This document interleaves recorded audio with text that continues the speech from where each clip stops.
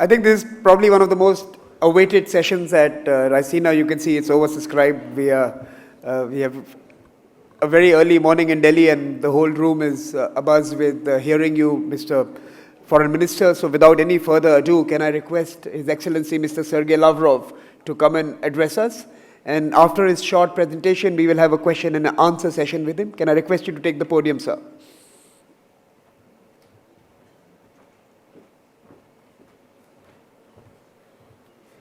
Thank you very much and good morning. Bon appetit to those who have some food on their tables. I would like, first of all, to thank the organizers of this conference for the invitation. I understand this is a young forum, but it managed already in a few years to acquire importance, popularity, and reputation, and it is indeed very adequate that we get together more often than in the past to discuss where we are in the international relations and which way are we heading. We are convinced that the overriding trend of the global development is the objective process of the formation of multipolar world. New centers of economic might, financial power, and political influence emerge. India is obviously one of them.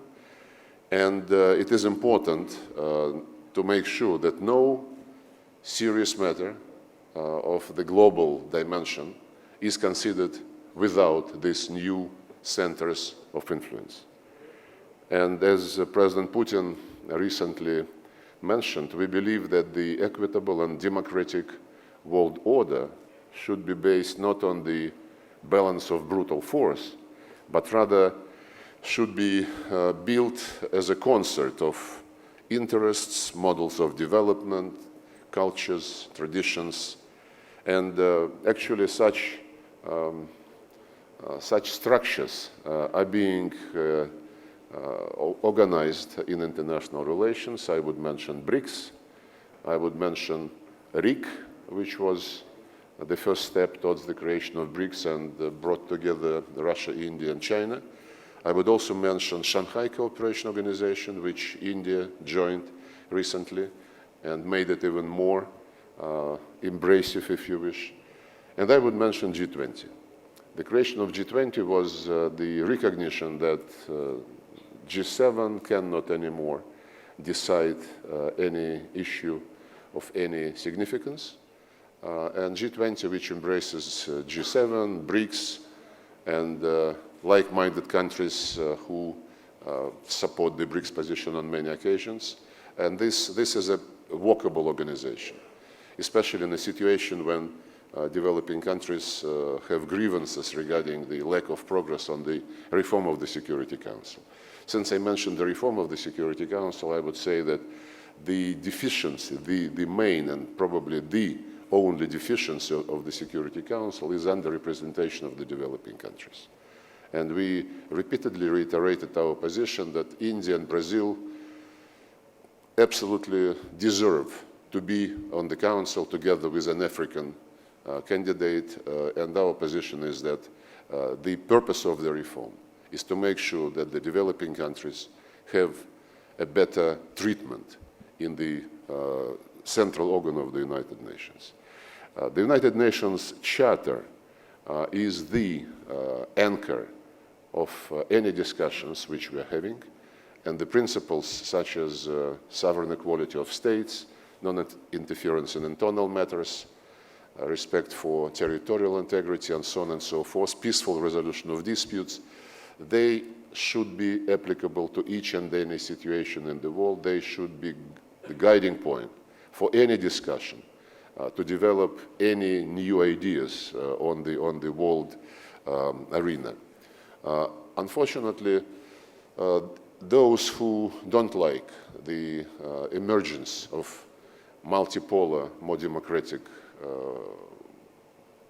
world, they try to hamper this process. And if you noted, our Western friends use the language like international law less and less. Instead, they coined a new concept which they call rules-based world order. And what kind of rules they offer. You can easily understand if you take a look at what is going on in the Organization on Prohibition of Chemical Weapons.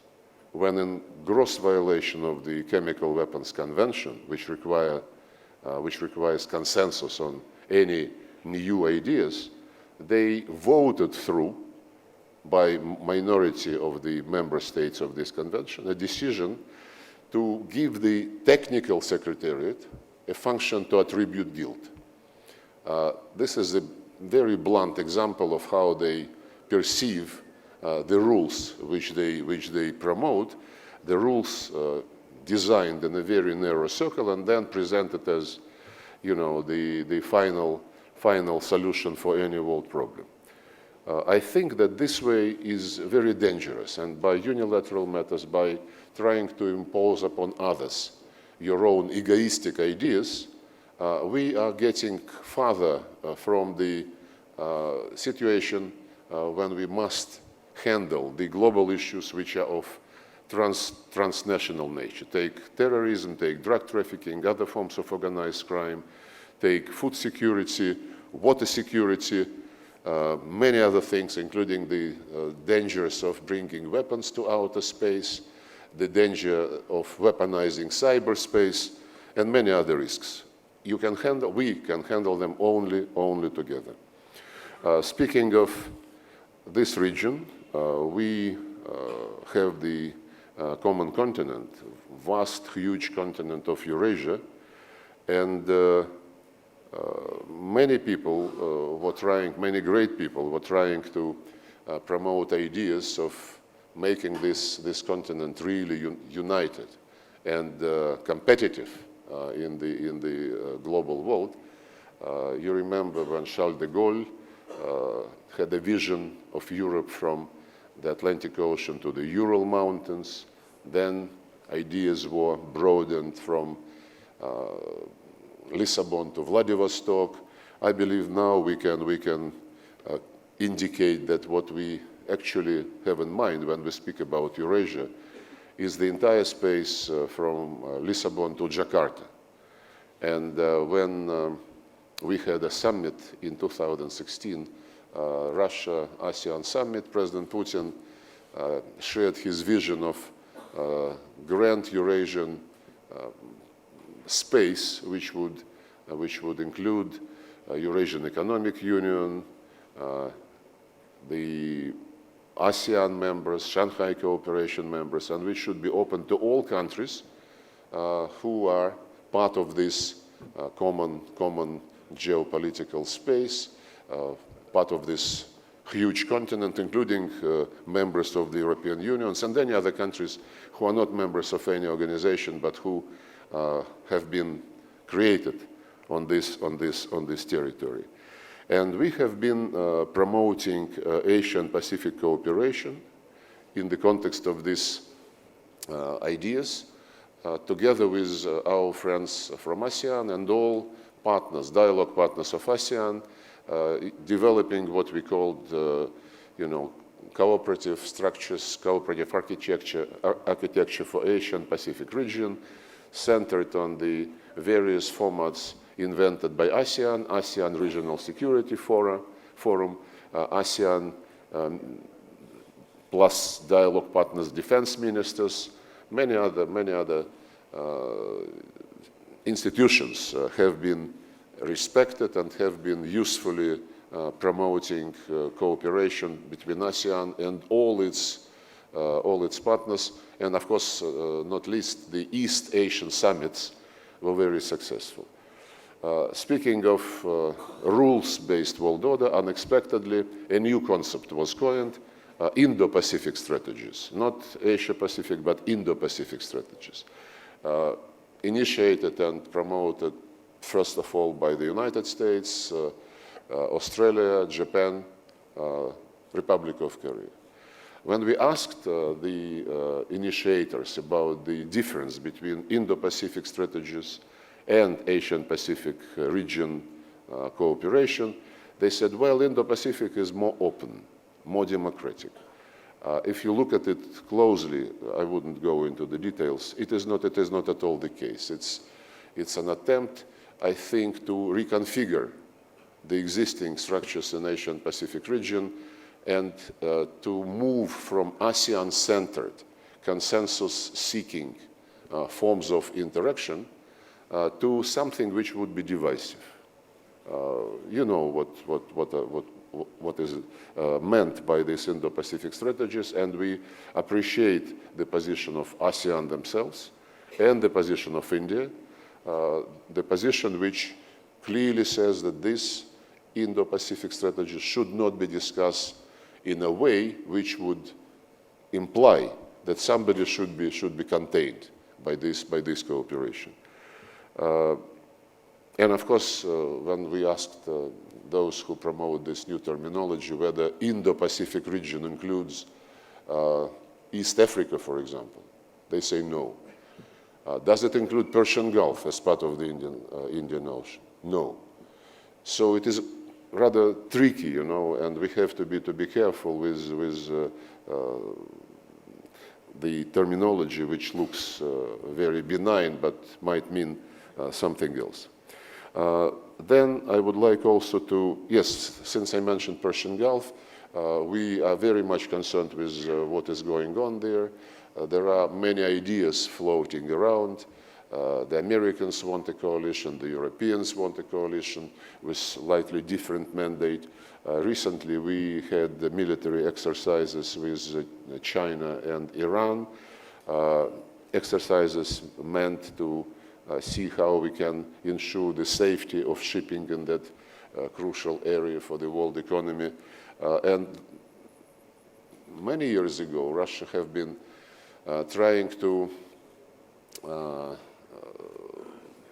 promote a cooperation, and in a situation which was much less dangerous than today, we have been suggesting to the Gulf countries to start thinking about collective security mechanisms, something like OSCE for Europe, starting with confidence-building measures, inviting each other to military exercises. We talked to GCC countries. About half of them, 3 countries, were supportive immediately. 3 other countries said that they needed more time. Recently, we revived that idea, and we had a conference in Moscow in September on the collective security system, confidence-building system in the Persian Gulf and around it. Iran has proposed a non-aggression pact for the GCC countries. Our proposal is a bit broader and a bit more far-reaching. It's not just let's not fight with each other, but it's let's be transparent, let's cooperate with each other. And we believe that apart from the Gulf countries, GCC plus Iran, there should be participation of P5, European Union, Arab League, Organization of Islamic States. The idea is still on the table, and we hope it would be looked at. Last thing which I wanted to say is about Eurasia, that Eurasian Economic Project, in a sense of harmonizing various integration groups situated on this space, including South Asia Development Committee, by the way, I believe could be very, very promising. And the interest which we see for the activities of the Eurasian Economic Union, which Russia created together with its neighbors, is a proof for it. We already signed free trade area agreements with Vietnam, with Singapore, with Serbia. We signed an agreement with Iran, with China. We are negotiating with Israel and Egypt, and the Eurasian Economic Commission has an agreement with ASEAN. And I believe this process would certainly be moving forward. So the 21st century is the time when we must get rid of any methods of dealing in international relations which smack of colonial or neo-colonial times. And sanctions, unilaterally imposed sanctions, ultimata, they're not going to work. And this is not diplomacy. So I don't believe we should discuss sanctions and other non-diplomatic means when we think about the future of the world. I would like to conclude by recalling that 20 years ago, Russia and India signed a declaration on strategic partnership. Some years later, the strategic partnership term was additioned by privileged strategic partnership. And a few years ago, the Indian friends proposed to call our relationship especially privileged strategic partnership. And we want to develop such relations with all countries of the region, and we hope our Indian friends would be promoting the same ideology. Thank you very much, and I would be ready to take your questions.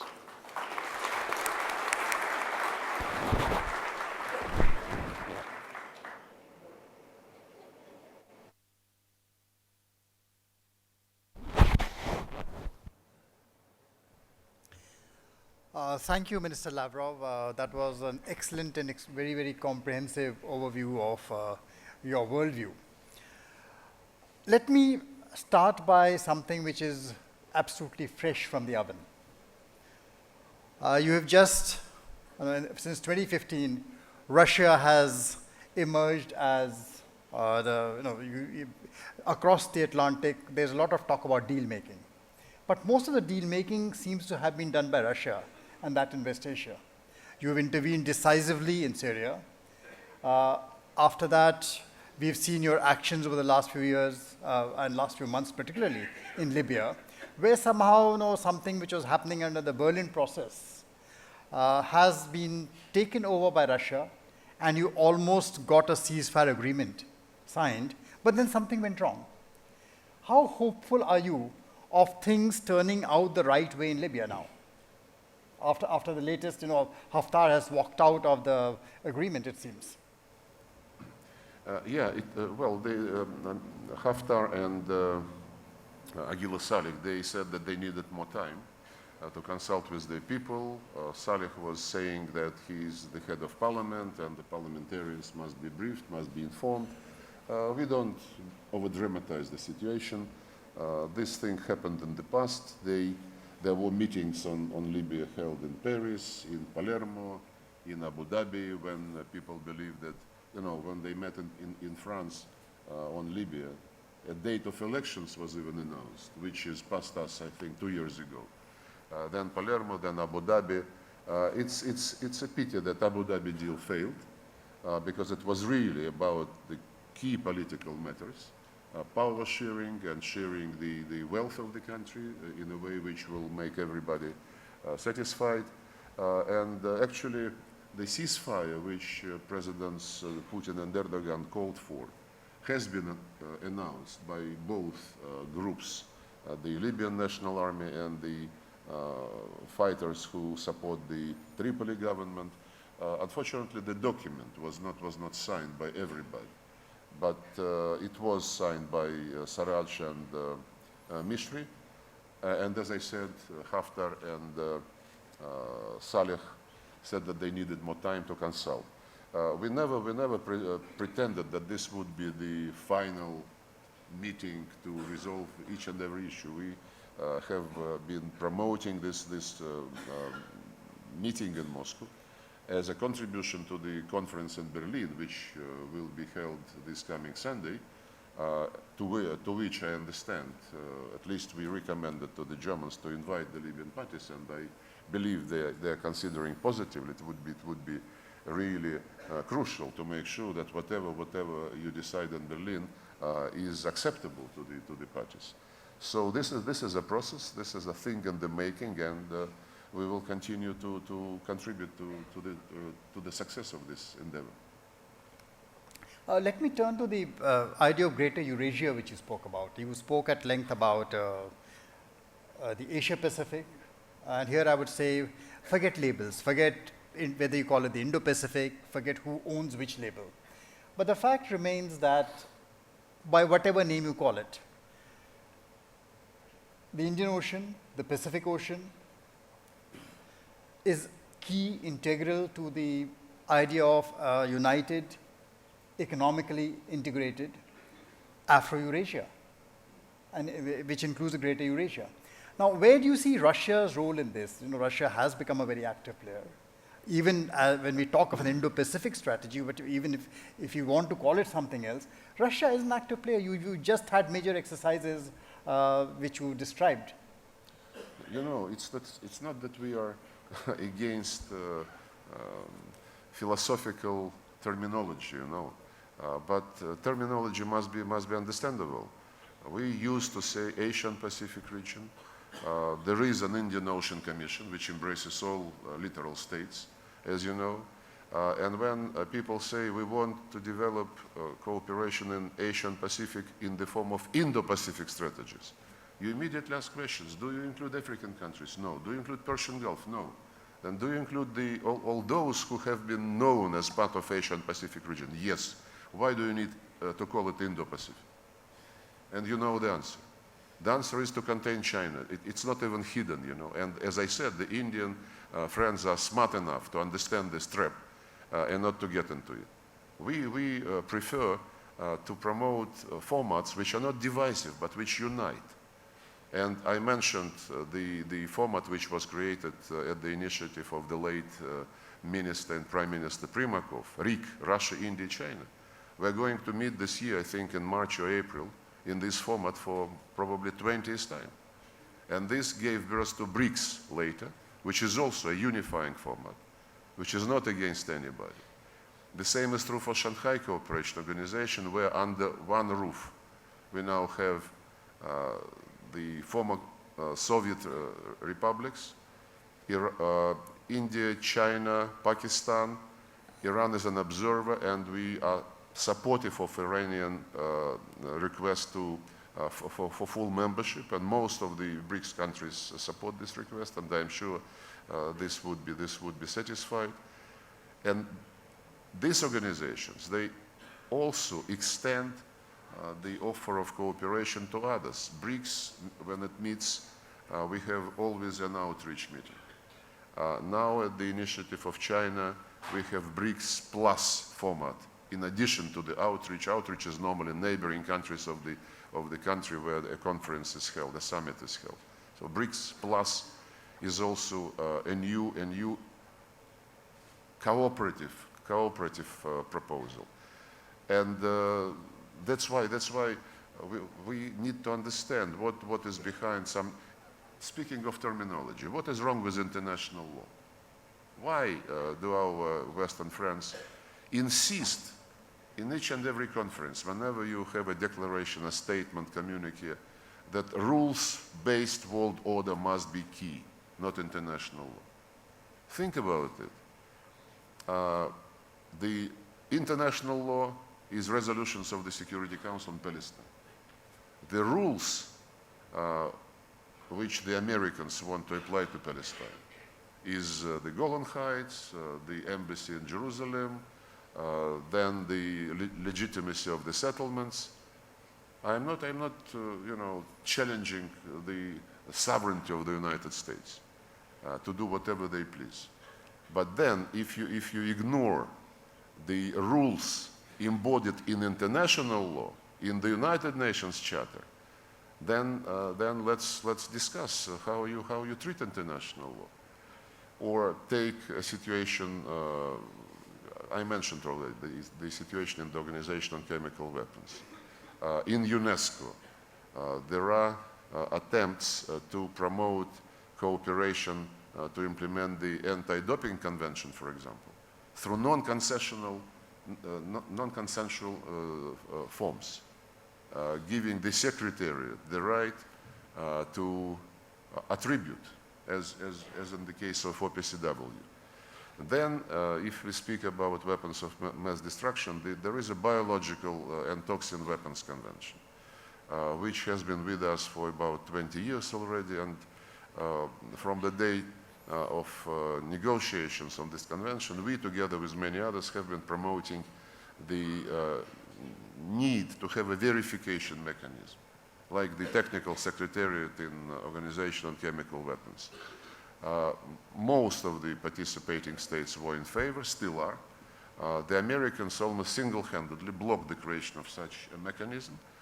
Instead, we suddenly heard last year from the United Nations Secretariat that there is a resolution of 1970 something which mentioned that the attention must be paid to potential dangers of biological substances. And the Secretariat of the United Nations says, well, we will create a small unit. We said, wait a little, there is a convention. How can you create a unit on an important thing like this? And there are many other examples. One interesting thing, our good friend Ban Ki-moon, before he left the Secretary General's office, he circulated one annual report in which he coined a new expression, preventing violent extremism.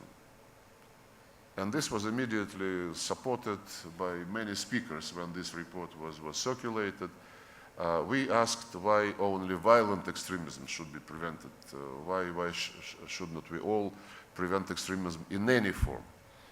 And then we understood what happened, because it was not the Secretary General and not the Secretariat who explained to us the meaning. It was a group of our Western friends. And in a nutshell, their vision of this prevention of violent extremism concept is as follows. Extremism is being born in authoritarian societies where the dictators do not give enough democracy to the people. Therefore, the concept goes, international community must reach over the heads of these dictators to the civil society and explain to the civil society how to make their country democratic. As simple as that. Ignoring all international law principles which make the states primarily responsible for fighting extremism, terrorism, and any other criminal matters.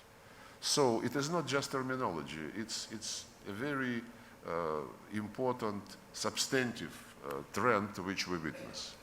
And we want to stick to the international law, to United Nations Charter, making the world more democratic on the basis of the principles of the Charter, because it says sovereign equality of states, but we all know that this is not the way things are organized in the practical life. Thank you so much. I'm afraid we've run out of time. I'm not afraid, but you're right. Thank you so much. Thank you so much, Excellency.